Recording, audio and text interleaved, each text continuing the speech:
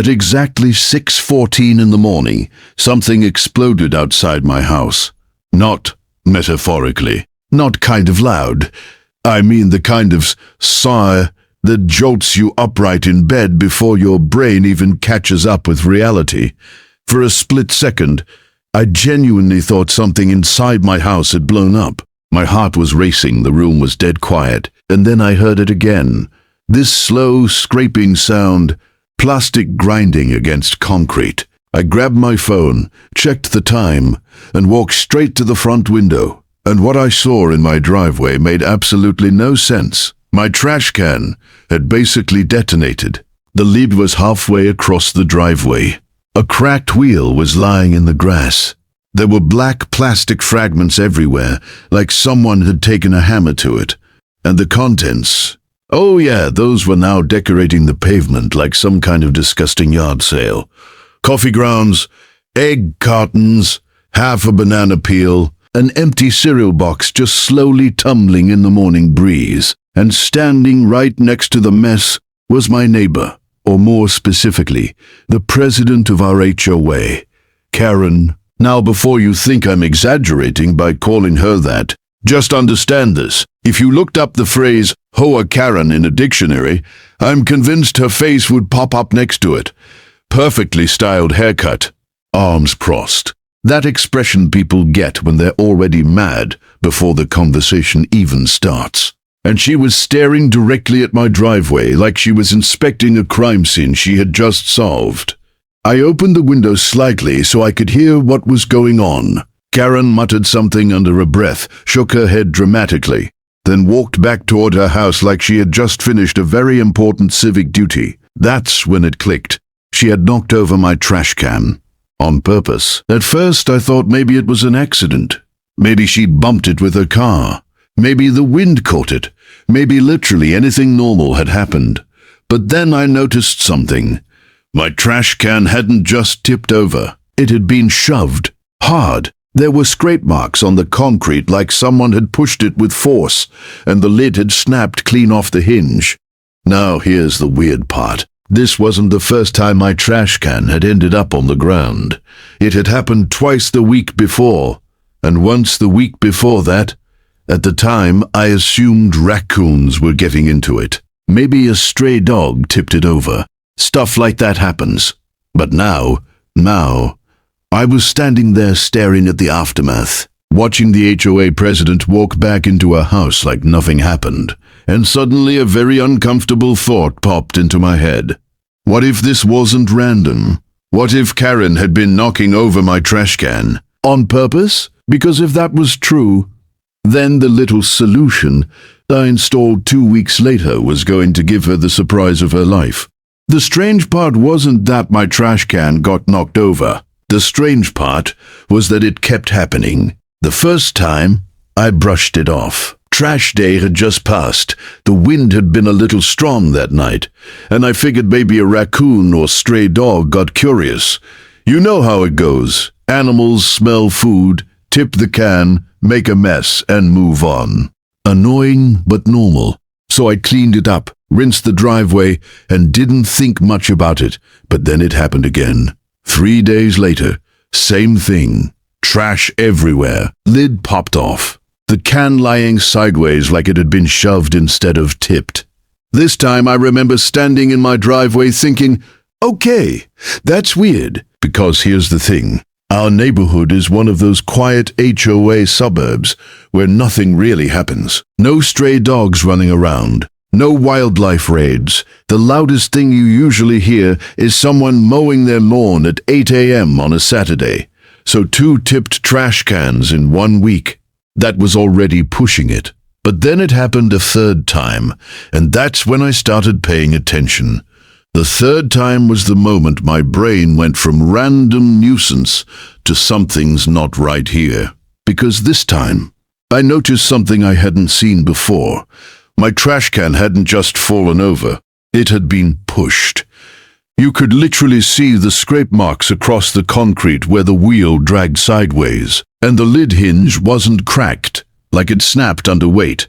It looked like it had been forced. That's when the suspicion started creeping in. Now, I'm not the kind of person who immediately assumes the worst about people. I'm the guy who gives neighbors the benefit of the doubt. Maybe a delivery driver clipped it. Maybe kids messing around knocked it over. But the timing was interesting. Because every single time my trash can mysteriously ended up on the ground, it was the night before HOA inspection day. And if you've never lived in an HOA neighborhood before, let me explain something. HOA inspections are basically when someone from the association walks around the neighborhood looking for violations. Things like trash cans being visible from the street, lawns being too long, mailboxes not matching the approved color. You know, the kind of stuff that makes normal people roll their eyes. And guess who ran those inspections? Karen. The same Karen I saw standing next to my exploded trash can that morning. Suddenly, the pattern started to make sense. If my trash can was tipped over, the lid off, trash spilling out onto the driveway, technically that could count as a property maintenance violation, and HOA violations usually come with warnings or fines. So I started wondering something that honestly sounded ridiculous at first. What if Karen wasn't just reporting violations? What if she was creating them? At that point, I still didn't have proof. Just a weird pattern, some suspicious timing, and a growing feeling that my trash can had somehow become the center of a very petty neighborhood battle. But a few days later, something happened that erased every doubt I had. Because that morning at 6:14, when I looked out the window and saw Karen standing next to my destroyed trash can, I realized something. This wasn't an accident. And if she thought she could keep doing it without consequences, she was about to learn why that was a very bad assumption. At first, I tried to convince myself I was being paranoid. I mean, accusing your neighbor, especially the president of the HOA, of secretly knocking over your trash can sounds a little ridiculous, right? So, I told myself to relax. Maybe I was reading too much into it. But then something happened that made everything very clear. 3 days after the exploding trash can morning, I opened my mailbox and found a bright yellow envelope inside. And if you've ever lived in an HOA neighborhood, you already know what a bright yellow envelope means. Violation notice. I stood there in my driveway, staring at it for a second before opening it. Part of me already knew what it was going to say. Sure enough, improper trash storage and sanitation violation. Apparently, according to the letter, my trash had been left scattered and exposed on the driveway, which violated HOA cleanliness standards. And the best part, if it happened again, I could be fined. I actually laughed out loud when I read it, because now the whole situation felt less like a coincidence and more like a really bad sitcom plot. Let me get this straight. My trash can gets knocked over. Trash ends up scattered across the driveway, and somehow I'm the one being warned about it. At that point, the suspicion in the back of my mind started turning into something stronger, so I did something simple. I checked the date on the notice. Then I checked the timestamp on the security camera over my garage, because thankfully, my house already had a basic outdoor camera pointed at the driveway. I mostly used it for package deliveries, but suddenly it seemed a lot more interesting. I scrolled back to the morning my trash can got destroyed. 6:12 a.m. The driveway was empty. 6:13 a.m. Nothing. Then, at 6:14, a familiar shape walked into frame. Karen. She came down the sidewalk, stopped next to my trash can, looked around for a second like someone checking if the coast was clear, and then did something that made my jaw drop. She grabbed the handle of the trash can and shoved it. Hard. The whole thing tipped sideways, slammed into the driveway, and the lid popped right off. Trash spilled out everywhere. And what did Karen do next? She stood there for a second, looked down at the mess she just created, and then calmly pulled out her phone. I watched the footage again just to make sure I wasn't imagining it. Nope. She literally took pictures of the trash she had just knocked over. Then she walked away like she had just discovered a problem instead of causing one. I remember sitting there in my living room staring at the screen thinking, "You've got to be kidding me. This wasn't an accident. This wasn't raccoons. This wasn't the wind. This was the HOA president creating a violation and then documenting it. And suddenly everything made sense. The timing, the inspection days, the repeated trash can, accidents. Karen wasn't just annoying. She was running a tiny neighborhood scam. And the moment I realized that, I also realized something else. If she wanted to play games with my trash can, then I was going to make sure the next time she touched it, she'd regret it instantly. Once I saw the footage, everything changed. Up until that moment, this whole situation had been annoying. Weird, yes. Suspicious, definitely. But still something I could have ignored if I wanted to. But watching Karen walk into my driveway, knock over my trash can, take pictures of the mess she created, and then file a violation against me, that crossed a line. And here's the thing about people like Karen. They expect everyone else to stay quiet. They expect you to sigh, clean up the mess, maybe complain to a friend, but ultimately just deal with it. What they never expect is someone deciding to play the game better than they do. So I sat there for a while thinking about what to do. My first thought was the obvious one. Report her. Send the footage to the HOA board, file a complaint, maybe threaten legal action. Technically, I had proof. Clear video proof. But the more I thought about it, the less satisfying that option felt. Because that would just turn into weeks of emails, meetings and neighborhood drama. Karen would deny everything. The HOA board would review the situation, and somehow it would probably still end up being a headache for me. No. If Karen wanted to mess with my trash can, I was going to let her. In fact, I was going to encourage it.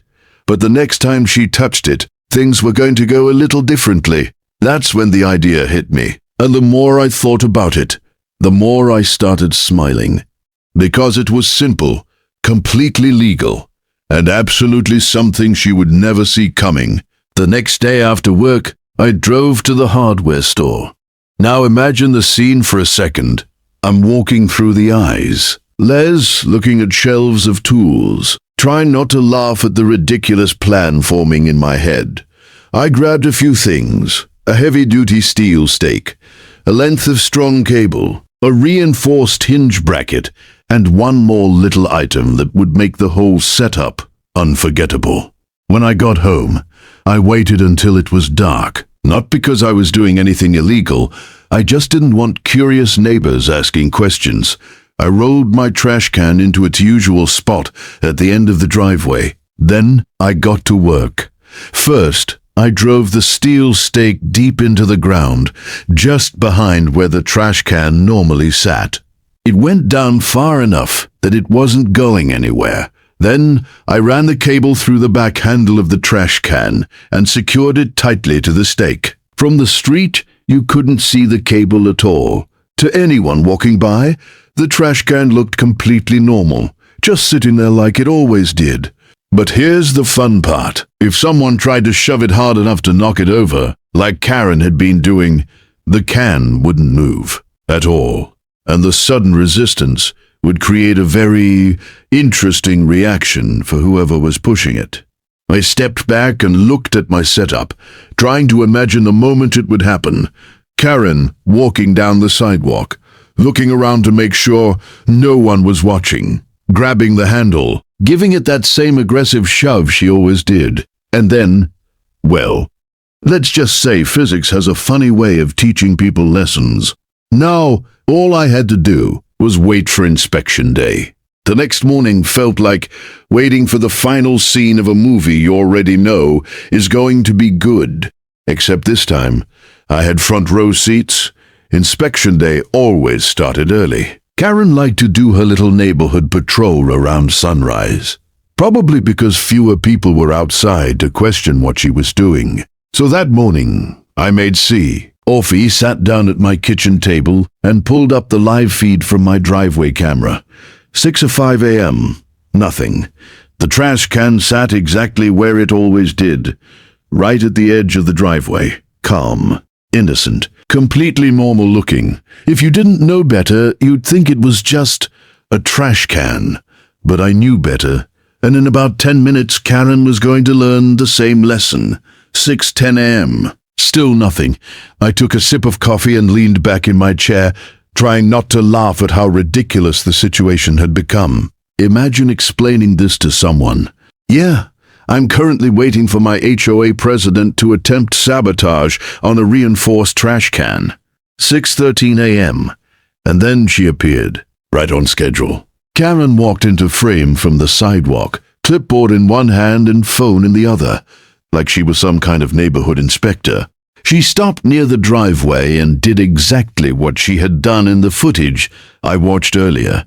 First, she looked left, then right, just a quick scan of the street, to make sure nobody was watching, except someone was watching, me, from the kitchen table. Through the camera, Karen stepped closer to the trash can and paused for a moment, staring at it like she was mentally preparing herself. And honestly, the trash can looked perfect. Lid closed.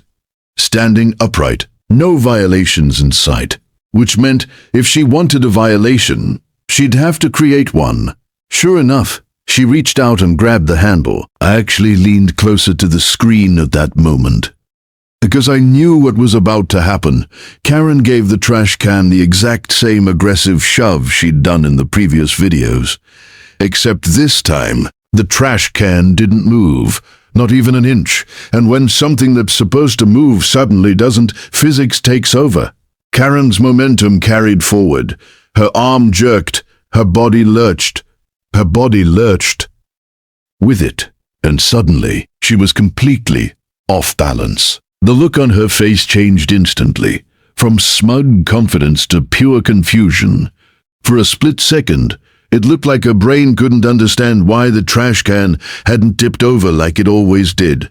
Then the cable pulled tight. The can stayed planted, and Karen stumbled forward and nearly face-planted directly into the lid. She caught herself at the last second, but not gracefully. Her clipboard went flying. Her phone slipped out of her hand, and she had to grab the side of the trash can just to stop herself from falling completely. I nearly spit out my coffee laughing, but the best part wasn't even the stumble. The best part was her reaction. Karen stood there staring at the trash can, like it had personally betrayed her. She tugged on it once, then again, confused. The can didn't budge. That's when she crouched down slightly and noticed the cable. I could literally see the exact moment she realized what had happened. Her face turned bright red, and suddenly she started looking around again, but this time not like someone checking for witnesses. More like someone who just realized they'd been caught doing something very stupid. And that's when the situation got even better, because Karen had no idea.